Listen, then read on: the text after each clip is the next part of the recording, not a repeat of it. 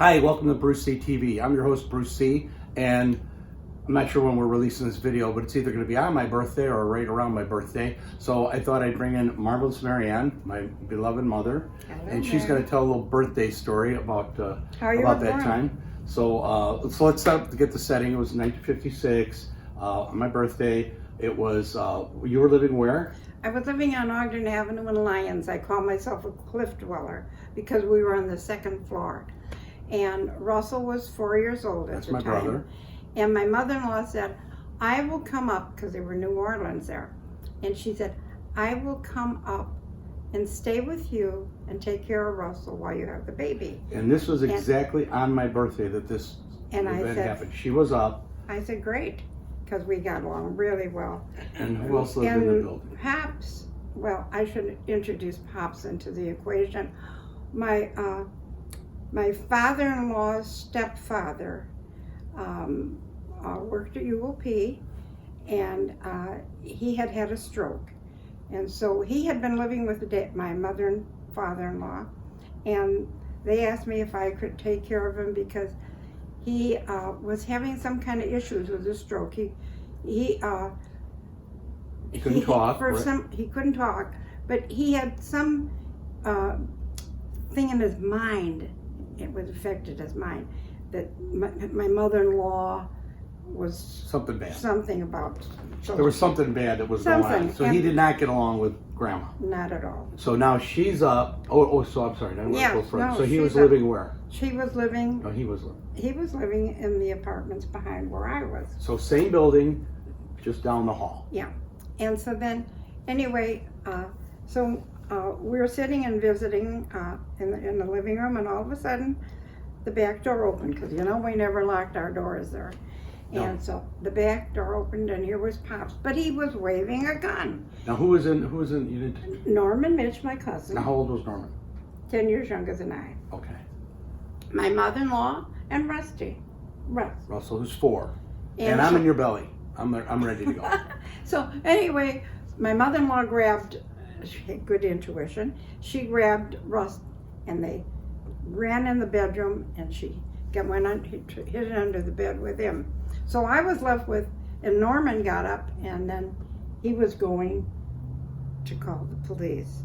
And so I was left with Pops, and with this gun, and I said, Pops, I said, give me that gun. I had my finger on the front of it, and he's shaking, no, and he's pointing where my mother-in-law went, and I thought, oh my God. And so then, anyway, Russ had been there, and Russ went upstairs. My father was, so tell the story about the gun, the rifle. He always had a rifle up there. And I wouldn't want it in the house with the baby, and so he put it up in the attic, and it wasn't good enough for me. I said, you have to just, take it apart. So he ran upstairs in the attic, and he was putting the gun together. When he came down the stairs, Pops just saw the front of the rifle, and he loved my husband, but he shot. And when he shot, it went through the door, hit my husband right by the jugular vein. He dropped. I thought he was dead. And Pops, I could see the awakening in his eyes. Yeah, when he realized. And he went like that, and I said, now see what you've done? I said, now, give me that gun. And he went, no. And he turned around, he went back, he closed my door, he went in his room and closed the door. And by that time, the police were there, everybody was there. They took Russ to the hospital, and I actually went to the hospital with him. And he was in the hospiel for a few days. You didn't know at the time, we didn't know if he was going to survive, right? It was. Oh no, he was critical. And then I said, I don't want to have this baby until my husband is home from the hospital. And Dr. And Hubner, you know that he's going to survive. Dr. Hubner, my doctor, said, you know what, you're crazy because you're due now. And I said, no. This is what has to be. So the day, I think 3 or 4 days later, when Russ came home from the hospital, he had had his surgery and everything. And he came home from the hospital, And we picked him up at 10 o'clock, and at 2 o'clock I took Bruce in the hospital, and he was born right after that. My easiest childbirth. So see, things worked out. Interesting day. Yeah. So what happened to Pops? Pops went in the room and he shot himself.